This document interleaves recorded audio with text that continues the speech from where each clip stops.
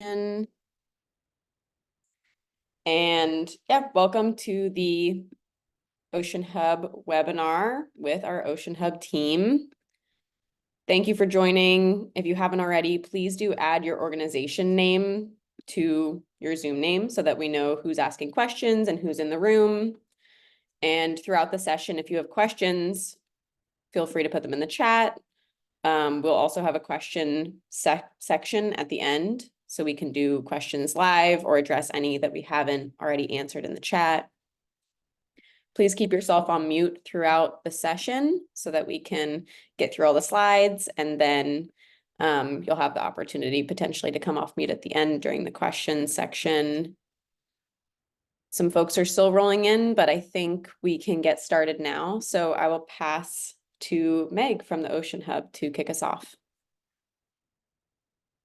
Perfect. Thanks, Sarah. And I appreciate it, everyone. On behalf of the Ocean Hub, we do want to welcome you and thank you for being here today. Apologies for keeping my camera off. I'm having some internet difficulties. But in the interest of time, I'll keep my introduction brief and I will pass it to Alice. Thanks, Meg. Hello, everyone. My name is Alice Thomas Smith. I am one of the technical co-leads of the Ocean Hub. I am from WWF US, and I will be kicking us off, and I will also at this time introduce my other technical co-lead from Conservation International, Taylor Whitkin. You can probably see him at the top of your screen, and he will be speaking to you briefly, and we'll come off mute then. Thank you so much for joining us. We're very excited to introduce you to the Ocean Hub version 1 methods and the pilot that we are going to be starting very soon for our draft methodology. We have been working for the past about year on these draft methods and are very excited to enter the stage of piloting them with companies. So on the next slide, we are well aware that many of you are from the CEP program with SBTN, but there are some companies who are maybe a little less familiar with the SBTN process. So I'm going to do a very, very brief overview of SBTN. This will not be a long overview. So if any companies are, or if anyone needs a more in-depth overview of the SBTN process, please let us know and we can provide you with more information. But the Science-Based Targets Network is a collective of experts from NGOs, businesses, and consultancies that are coming together to provide methods to develop science-based targets for companies and cities to determine what is enough to stay within Earth's limits and meet society's needs. Setting these science-based targets will help halt and reverse nature loss and create resilient businesses by reducing nature-related business risks, growing investment, and building sustainable economies. SBTN has a 5-step process and obviously has several different issue hubs: land, freshwater, and biodiversity, and now, of course, the Ocean Hub. On the next slide, this is the SBTN 5-step process. I think that it's really across the top of this slide for companies to set targets through SBTN. Hopefully you're all familiar with this process. If you're not, like I said, in the materials after this webinar, we can include links to recordings with more background information on the SBTN process. SBTN's process, particularly in the beginning stages, is similar to those laid out in SBTI or TNFD, which is along the bottom of this slide. Companies assess your direct and upstream activities for material impacts to nature. And then to understand the pressures of those activities and the place on and the locations they operate in or source from, as well as the state of nature in those locations. This information leads companies to understand where they need to set targets, how to set them, and at what level they must do so, as set out by the issue hubs developing guidance in step 3, where the targets are developed. In the overall SBTN process, companies must set all targets identified in steps 1 and steps 2 across the relevant hubs. So a company cannot approach SBTN just through the Ocean Hub, for example. However, in our piloting process, you will just be piloting the Ocean Hub methods. And on the next slide, Oh, thank you, Taylor. The SBTN process I just described has been carefully developed to fit in alignment with existing global initiatives, frameworks, and goals for nature. This image was developed by SBTN to visualize this process as a large tree, as you can see here, with the foundational roots being built on the societal goals of the GBF, the SDGs, and more.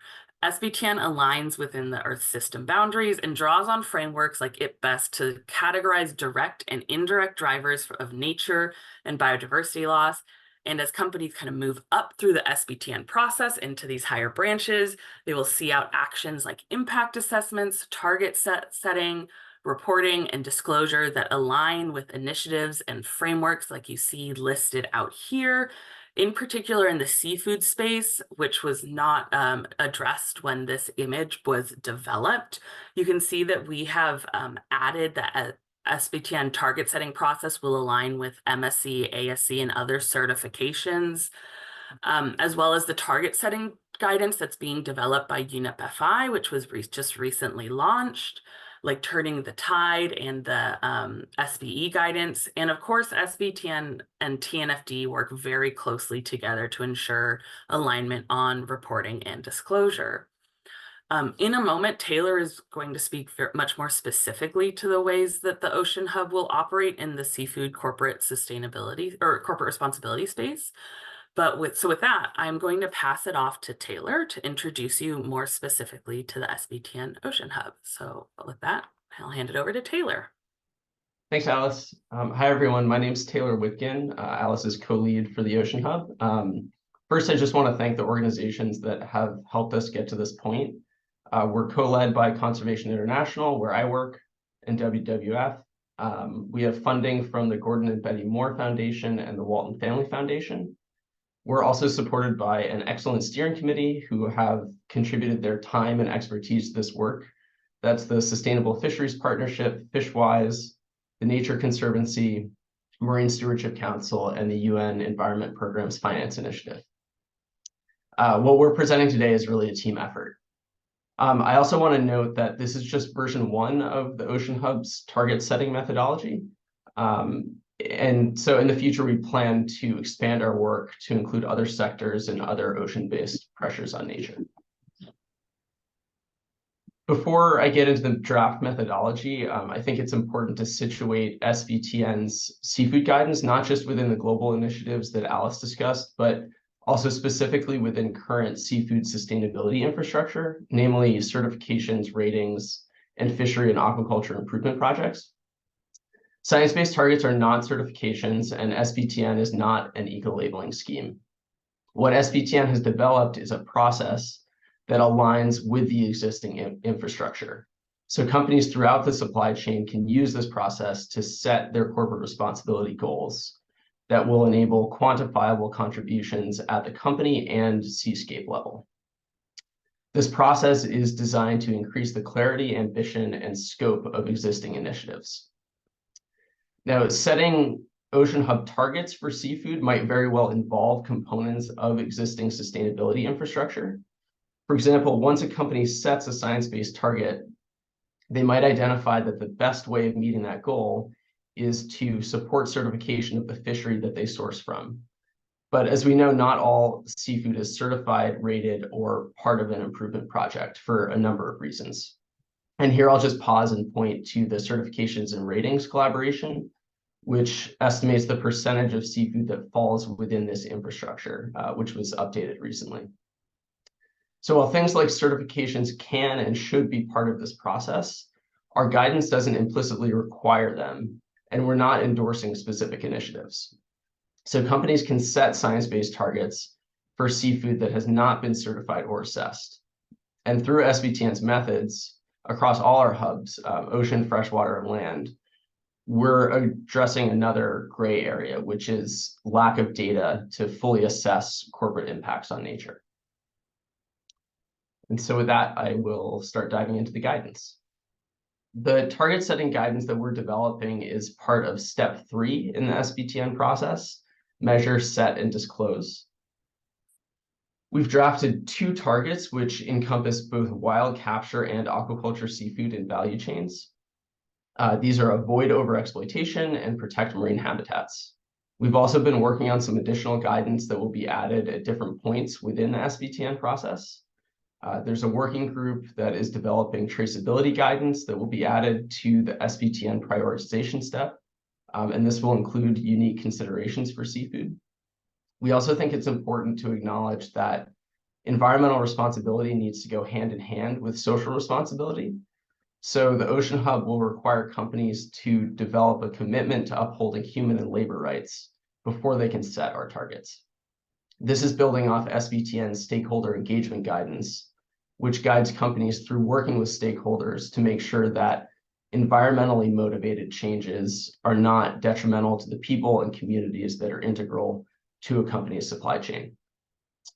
We will also be asking companies to assess their current seafood portfolio for the representation of certifications and ratings and improvement projects in their supply chain. This will help situate the SBTN process within that infrastructure that I talked about, and hopefully streamline their data collection. This is just a visual representation of the process. To orient you within the flow chart, we start on the left with step 1 and the social responsibility commitment and seafood portfolio assessment that I just mentioned. This is also where companies assess their supply and value chains. So if you find seafood in your value chains, you are directed to setting Ocean Hub methods.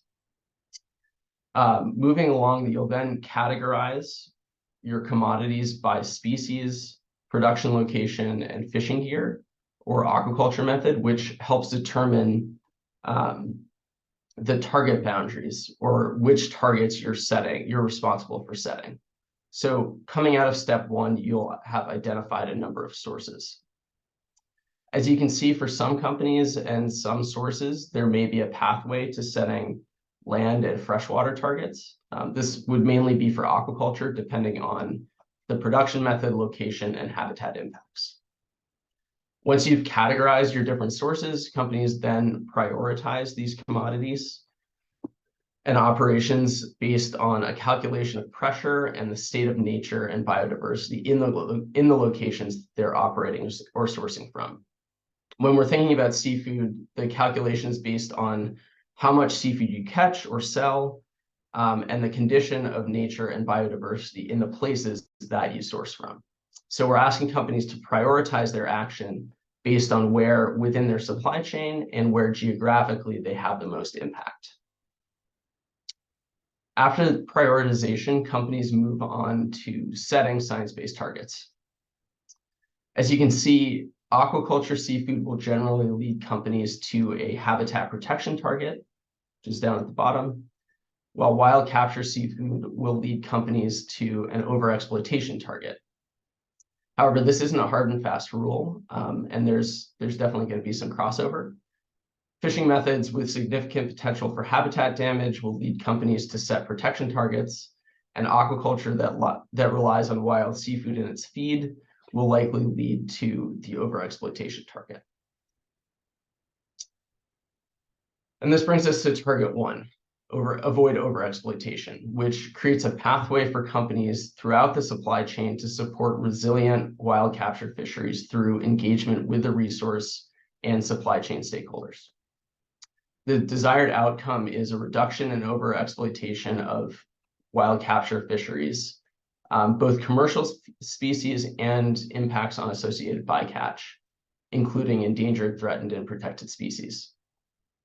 This target adheres to a help first principle of encouraging active engagement within a company's supply chain in order to help create positive change on the water that is also equitable and has the greatest benefit for local communities and the people that depend on these resources and supply chains. What we want companies to do first with this methodology, even with species that are overexploited, is to engage within their sphere of influence in an effort to create this positive change. Only after those options have been exhausted and sufficient improvement has not been made over a specified time frame, which will depend on what the data call for, will targets shift toward guiding companies to reducing sourcing pressure and shifting their buying practices.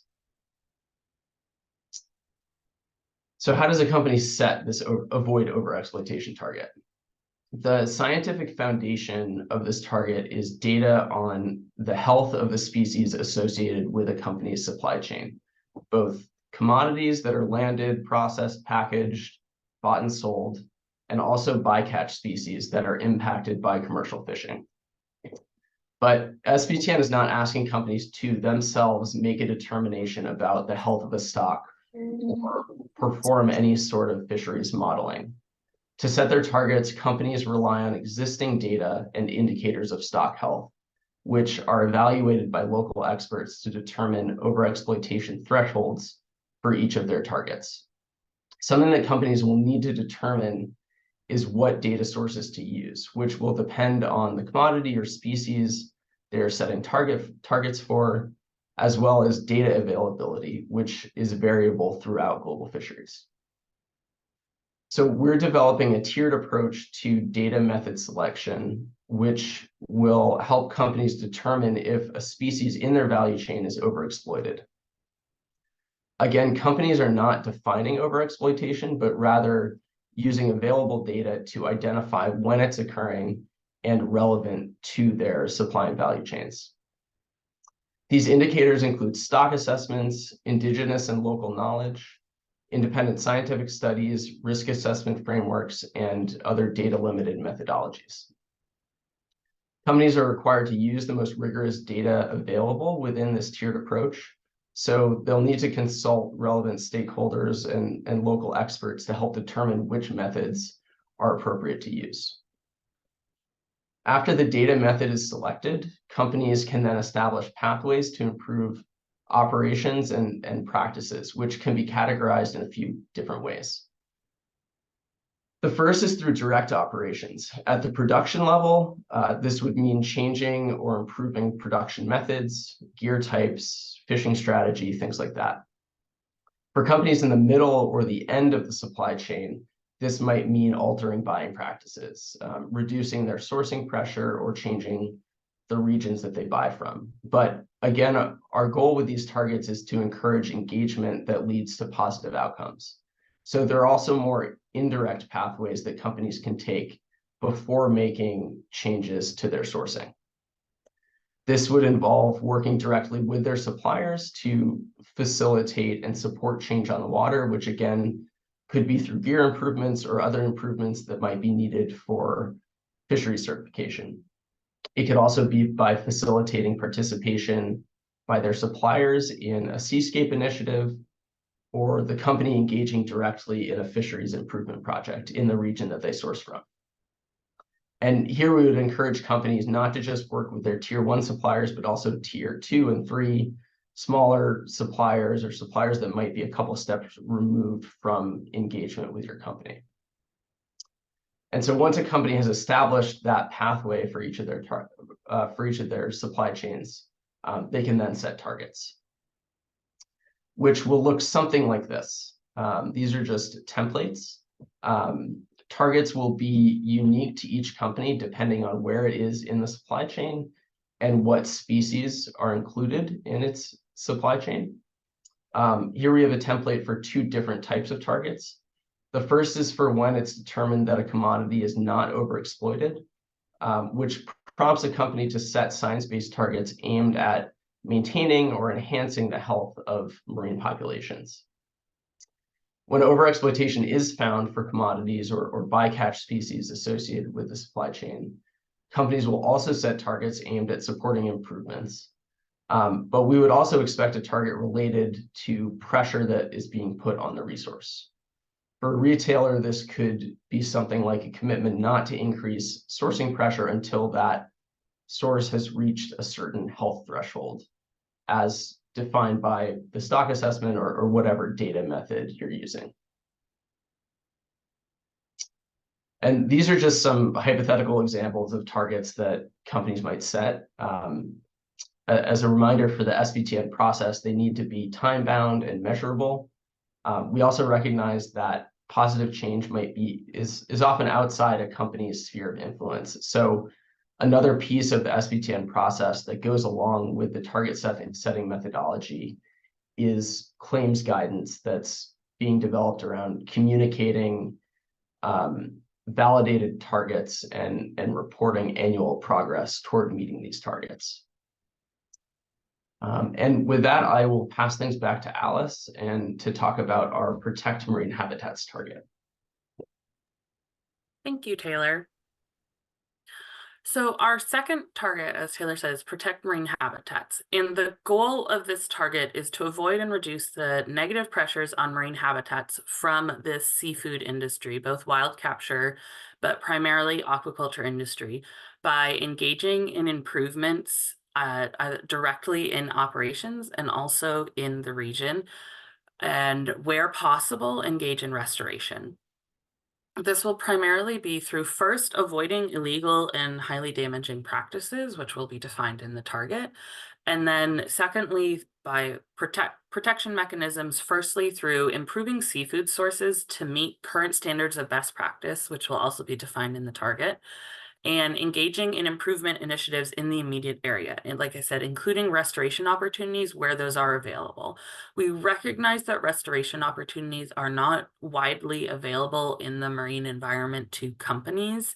And so we are looking to make that avenue available to companies where possible, but recognize that there are limitations to the actions available to companies in the marine environment.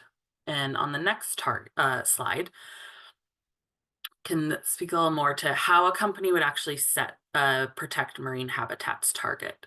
So the first step would be companies would collect marine habitat data at their operation locations. So for a company with aquaculture sourcing, this would be for the locations where there are aquaculture facilities that they are sourcing from, or if it's a direct operation company where they are operating aquaculture facilities, what types of marine habitats are around at or nearby those facilities, what are their conditions, what were the extents of those marine habitats previously, if that data is available. Then determine impacts from the operations. There were some questions in the chat about whether we would be compiling existing tools and resources on determining these impacts, and we will be.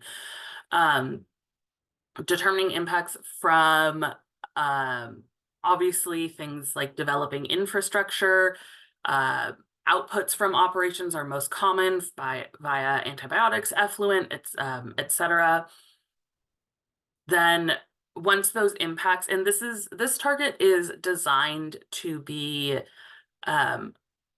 quite open because there are many different ways that operations, particularly from an aquaculture facility, but also from wild capture operations that do have impacts on marine habitats, can be impacting the environment.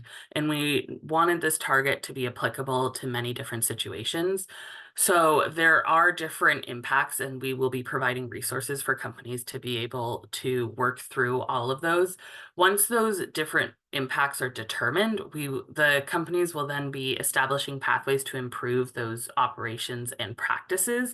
There's kind of two primary ways to establish these pathways. The first is to enact best practices if they are not already enacted. Like I said, these will be defined within the target, and this is kind of raising standards to ensure that best practices that limit the negative pressures on the marine habitats at wild capture and aquaculture sourcing practices are enacted. And then the second is to engage in seascape and regional management practices to improve management and conservation outcomes where possible. This is really a kind of key way that we believe this target is kind of a theory of change with this particular target, is for companies to engage in seascapes at a higher level.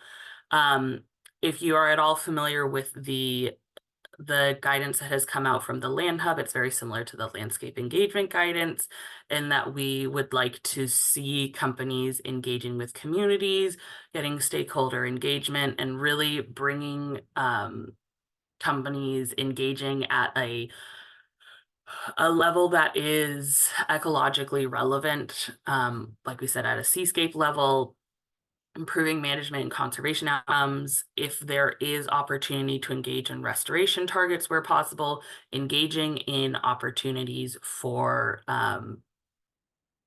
engaging in protection opportunities, which would tie back into some of these, the 30 by 30 protection targets, et cetera. We think this is a great target through which companies can engage in those larger targets. And then finally, when companies have established pathways through which they would be addressing their impacts, they would be able to set their targets, which on the next slide, you would be able to see what these targets would look like.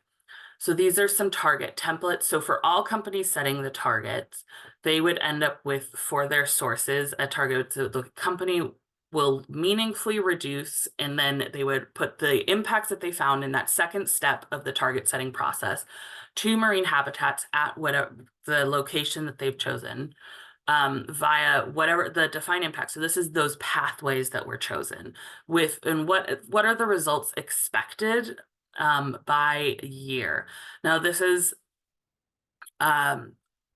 we understand that depending on the pathways chosen, outcomes are not expected to be finalized within 7 to 10 years, of course, but obviously we want to have some kind of understanding of what the expected results of the defined improvements a company has chosen to engage with by the end date of the target compared to what the date that the target was set in baseline. So that is what a company's target would look like. There is a lot of opportunity for companies to choose how they are engaging in this target, as long as it is meaningful and has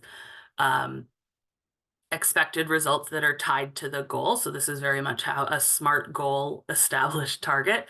And then if a company in particular has found a restoration initiative opportunity or engaging in restorative aquaculture, there's a slightly different language for engaging in a restoration initiative that will commit to a substantial improvement in the marine habitats. So we recognize that that's a very different type of language for restoration. And we do not expect companies to commit to language that is improving marine habitats unless they are engaging in a restoration initiative.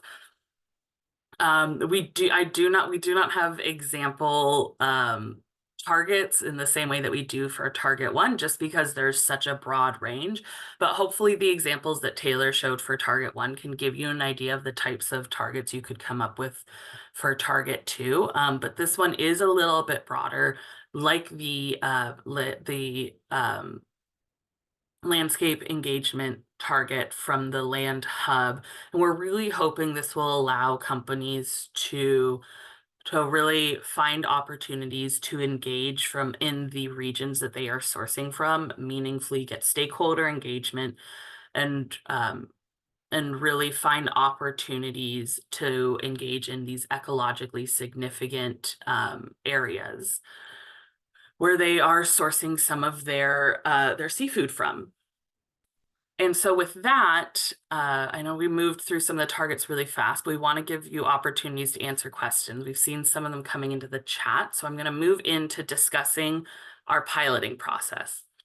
So these are the draft, you've just heard about the 2 draft targets that we have been moving forward with. And over the next couple of months, we are hoping to be drafting these, or to be piloting these methodologies with companies with our steering committee.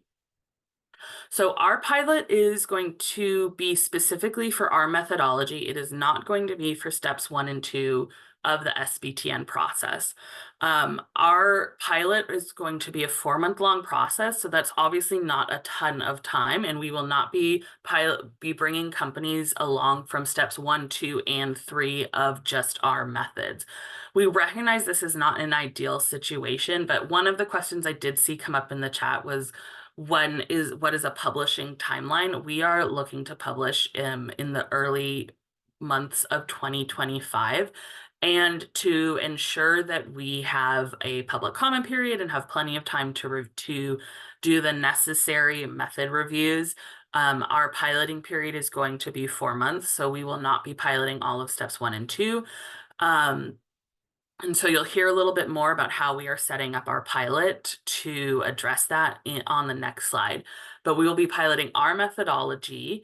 The goals of our pilot are to ensure that our methods are feasible, to ensure that there is enough data available for companies to do all of these things, particularly for companies to be able to find the right data to understand their pressure on nature, to understand state of nature. I saw some questions about the types of biodiversity data we'll be looking for, to ensure that our targets are actionable, that those pathways that both Taylor and I were talking about for targets 1 and 2 are available for companies.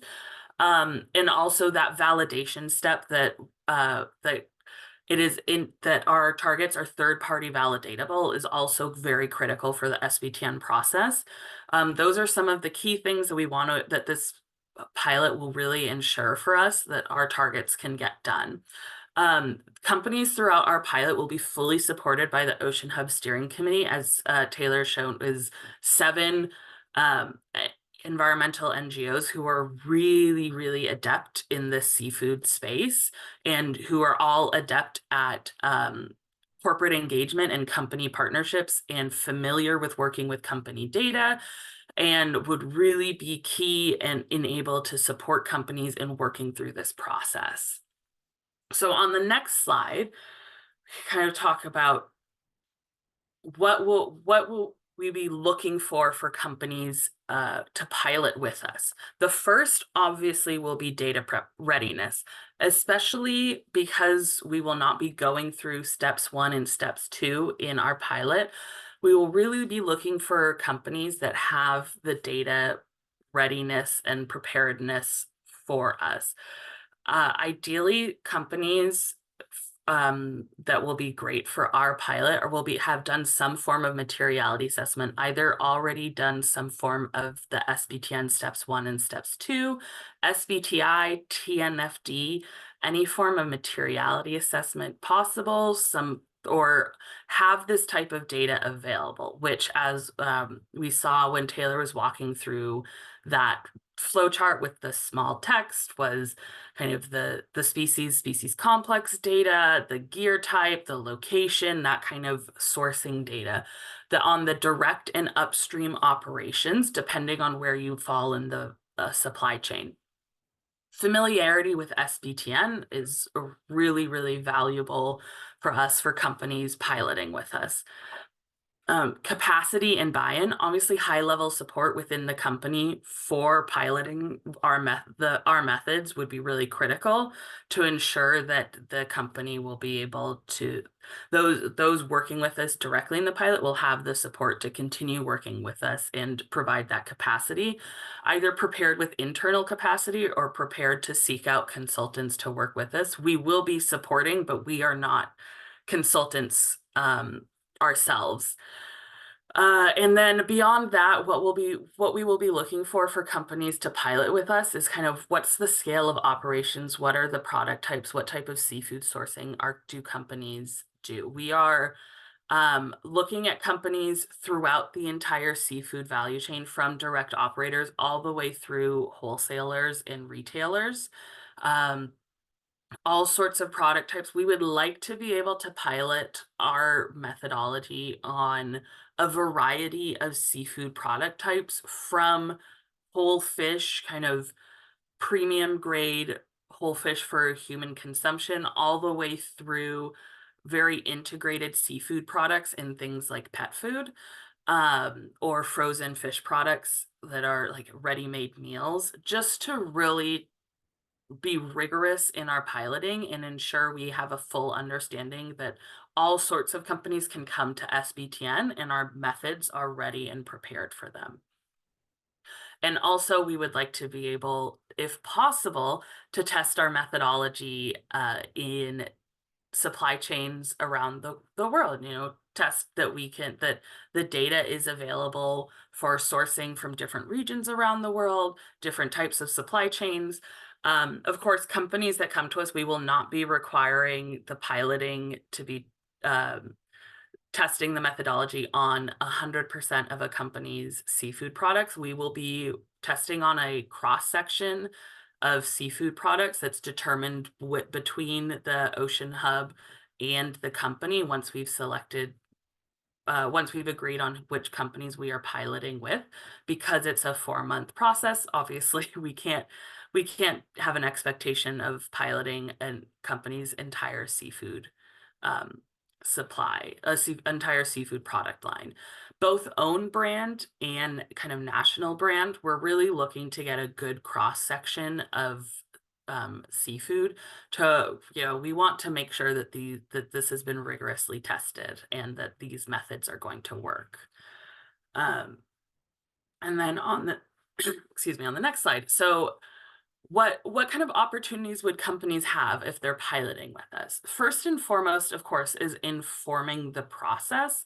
You know, I think if you are a member of the CEP program, like I think you kind of already understand that there's a lot of value in participating in the SBTN process, in making sure these methods are rigorous, they're feasible, and that they add value, and that they are the most robust they can be, that you are by participating in the process, you are ensuring that the Ocean Hub guidance that comes out is the best that it can be.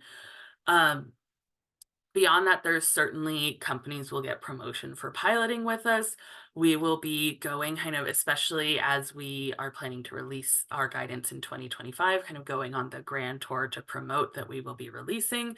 And we would like to be able to promote the companies that are piloting with us, bring them along to share their experience of having piloted our methods, as they'll be the only companies that really have the hands-on experience of having brought their data through our methods at that time. And then finally, I believe all companies are aware that SBTN will be doing a broader rollout of all of the step 1 through step 3 methods later on this year, and are anticipating that there will be a large number of companies looking to start the step 1 and step 2 process and get validated, and that SBTN will not necessarily have the capacity to meet all of those companies right away. And thus SBTN is developing a prioritization criteria for that process. And SBTN has very, very kindly agreed that companies that pilot for the Ocean Hub, and I believe all other issue hubs that are having pilots going on right now, the piloting for us will be a part of that prioritization criteria. So if you pilot for us and meet the other prioritization criteria that I believe will be released at a later date by SBTN, you will be prioritized for the broader SBTN rollout. So you will get kind of first crack at validation for step 1 and step 2 with SBTN later on this year. So I think that's a really great opportunity to kind of get into the SBTN system process kind of right away, which we're really, really grateful that SBTN is recognizing the critical role that piloting companies play in this whole process. So that's kind of the case for piloting with us. So a little bit about our timeline. Our application is open right now, and we will be sending out all the information now. We have a brief like Google form application just asking a little bit about you and your company. That application will be open until March 8th. At that point, we will be going through applications and selecting 3 companies. So we have, like we said, 7 organizations on our steering committee and 3 companies. So you will be heavily supported. We will be piloting, like I said, for 4 months until right now we're planning until July 12th. Our pilot will be underway, going through our draft methods, working on our data.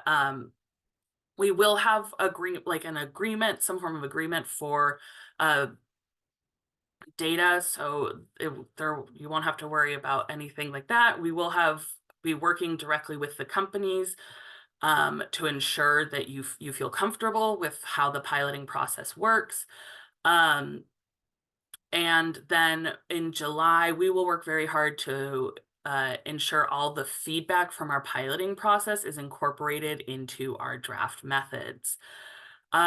So that is what our piloting timeline is looking like right now.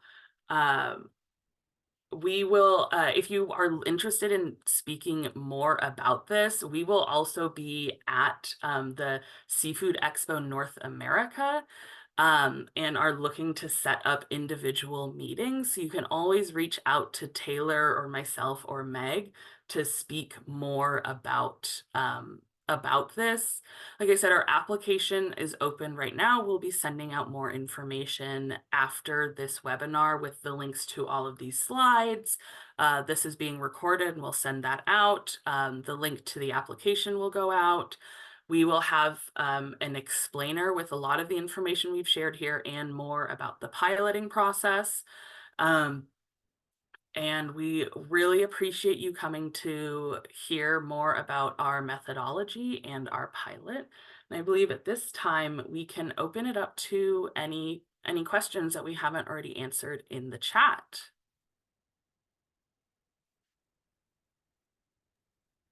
Yeah, so unless Alice or Taylor, you want to call out any questions specifically, I'll just start at the top of where we may have not yet provided an answer, and you can let me know, yeah, who would like to answer. So going back to a question about the method, how does local or regional regulated seasonal limits play a role in this method?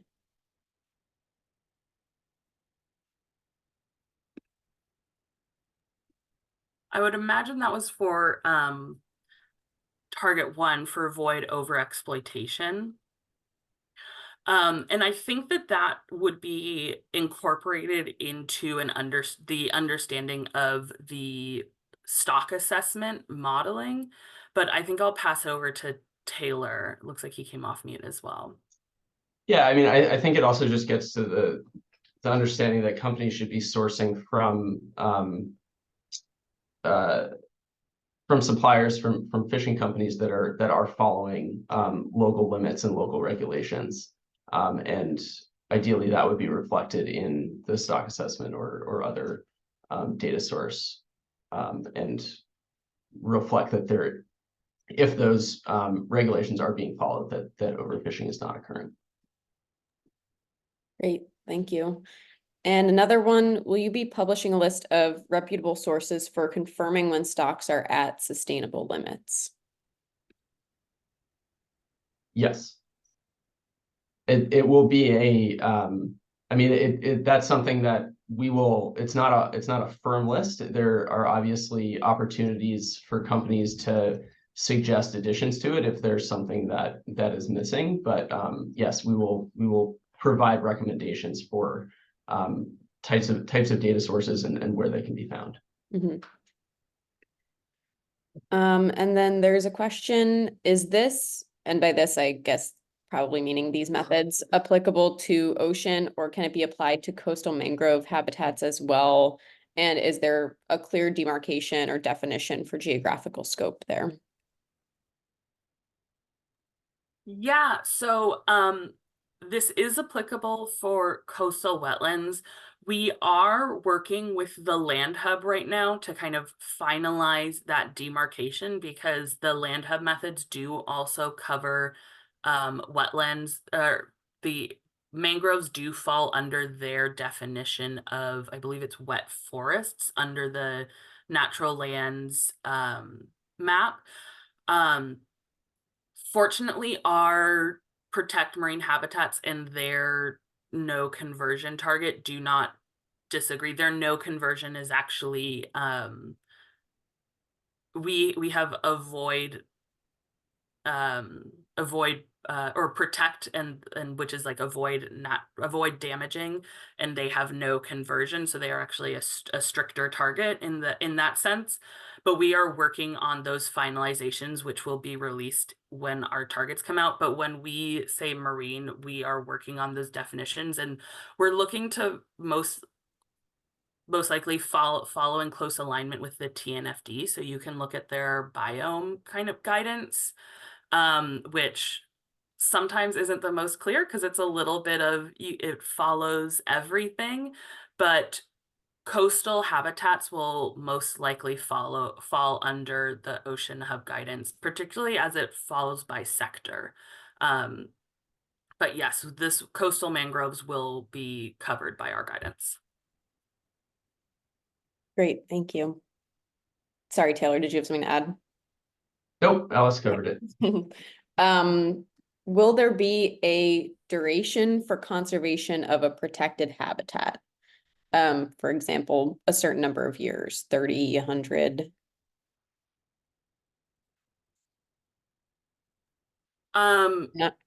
Sorry, go ahead. So we don't expect companies to set a 100-year-long target, if that's the question. But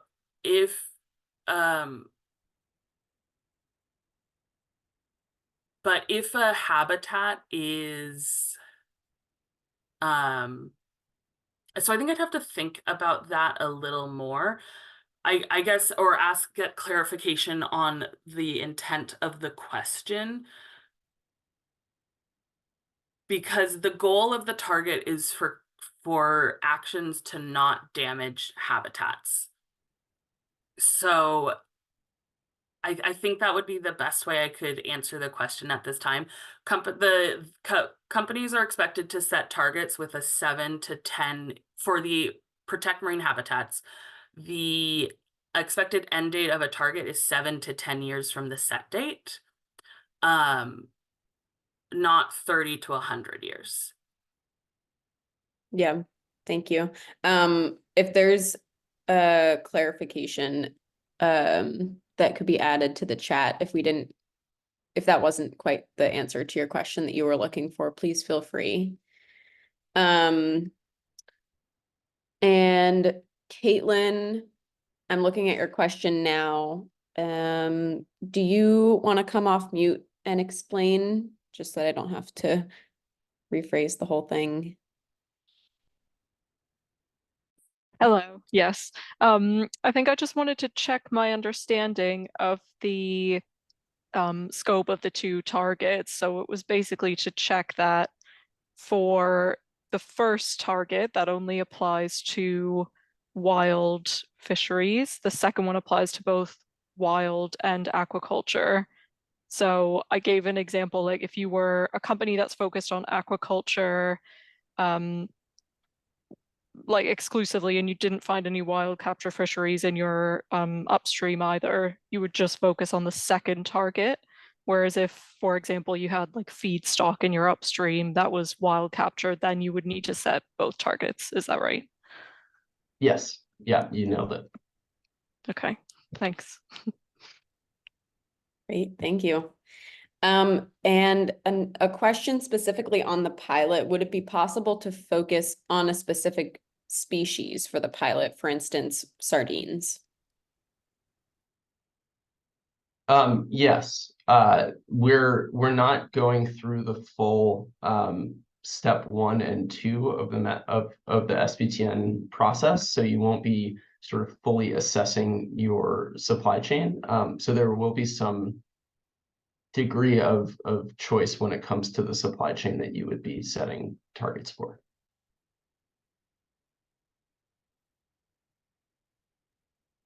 Okay, great, thank you. And will avoid overexploitation targets, not the pilots, need to cover all seafood produced or sold by the company? And I think maybe this is a question beyond us, since we're still in the pilot phase and not sure yet what will come out of the pilot and where we'll land at the end. But Taylor, go ahead. Yeah, that sort of brings up a question that we're kind of wrestling with. Right now, seafood within SBTN, so wild capture and aquaculture is classified as a high impact commodity. So if a company finds it within their supply chain, they would need to set targets.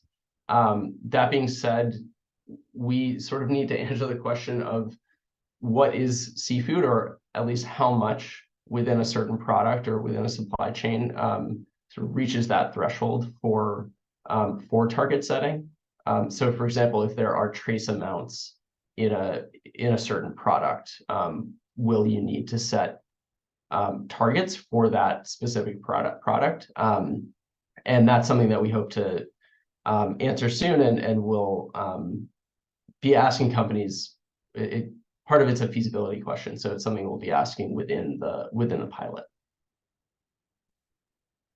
Yeah, great, thank you. And do you already know if the listed methods or databases to assess overexploitation and marine habitat protection will be prescriptive, or will it be flexible to use with other tools, methods, and databases? It will be flexible depending on the fishery, the region that companies are sourcing from, and a lot of it really comes down to data availability. Mm-hmm. Would you work on a red list of practices to ban? We do have a limited number of practices, for instance, for the Protect Marine Habitats target that are banned for their damaging for marine habitats. Some of them are banned for across the board, and some are banned in specific habitats. But yes, we are working on that.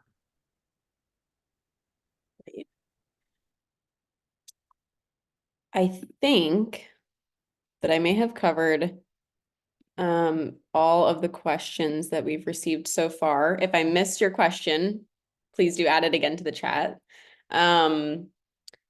Maybe we can go over just a reminder of the key points. So the application is due March 8th, and maybe again oh, here's one that I missed. Maybe you could give just a picture, taking a step back, of the broader Ocean Hub focuses, and will pollution and plastics be covered? Might have been something that we went over in the beginning as well. Yeah. Go for it, Alice. Yeah, so obviously this is the first version focused on seafood. We do have a long-term vision to expand our scope to more broadly address several different pressures. Pollution and plastics is high on that list. We can't commit to anything until we get further funding committed, obviously, but yes, pollution and plastics is high on the list, including things like noise pollution, more interactions with wild population dynamics is certainly high on the list. And creating broader guidance for broader sectors is certainly on the list as well. I think I don't know if we want to be more specific than that, Taylor. I think I just add that when it comes to pollution and plastics, I think that's something that we're hoping to have a broader discussion across all of SBTN. There's obviously significant pollution and plastic pollution from ocean-based industries, but it's obviously not all coming from the ocean. So it would not be fair for us to sort of place all that weight directly on blue economy companies. So it's something that we need to talk with SBTN and also like the Land Hub about, and have perhaps a more comprehensive target setting process. Yes, yeah, we would certainly like to see, and I see a question that Gus just put in the chat as Taylor was saying it. We would certainly like to see things like land, freshwater, and ocean, along with the biodiversity hub, all come together to address things like pollution and plastics, as that's something that addresses all of our realms together. Yeah. So maybe then to close that out, it's we will obviously be sharing more information via newsletters and in future webinars about updates to, this methodology and our other methodologies for the step 3 issues as they continue to develop. And yes, we'll be sharing more information as those continue and continue to be fleshed out. So maybe if there are any last points that we want to remind folks of at this point before we close the webinar. No, I think just, yeah, if you're interested in talking more about this, please reach out, and happy to meet up in person at the Seafood Expo in Boston. Yeah, thank you so much. We really appreciate you listening and the really thoughtful questions. Yep. Thank you again. If you have questions that we haven't answered or that you didn't get the chance to ask during this session, please feel free to send them to our corporate engagement email as usual. So thank you again for joining and hope to see you again soon.